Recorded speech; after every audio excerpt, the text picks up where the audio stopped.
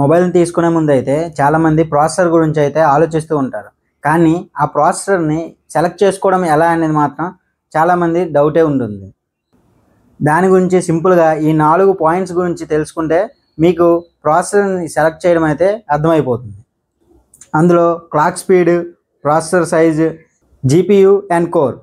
మొదటగా clocking speed గురించి తెలుసుకుంటే అది క్లాకింగ్ స్పీడ్ అనేది జిగాహెర్ట్జ్లో కొలుస్తారు. ఈ జిగాహెర్ట్జ్ అనేది ఎంత ఎక్కువగా ఉంటే అంత స్మూత్గా మన మొబైల్ అయితే హ్యాండిల్ చేయొచ్చు.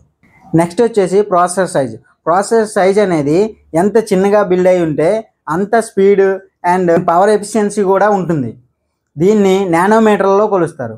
నెక్స్ట్ వచ్చేసి జీపీయూ. ఇది వచ్చేసి మీరు మొబైల్లో ఆడే గేమ్స్ని స్మూత్గా గ్రాఫిక్స్ని హ్యాండిల్ చేస్తూ పనిచేస్తుంది. ఈ జీపీయూని మీడియాటెక్లో అయితే మాలి అని అండ్ స్నాప్డ్రాగన్లో అయితే అడ్రెనో అని యూజ్ చేస్తూ ఉంటారు. నెక్స్ట్ వచ్చేసి కోర్.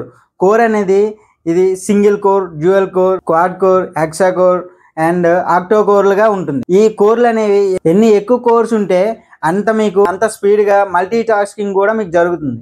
Please subscribe.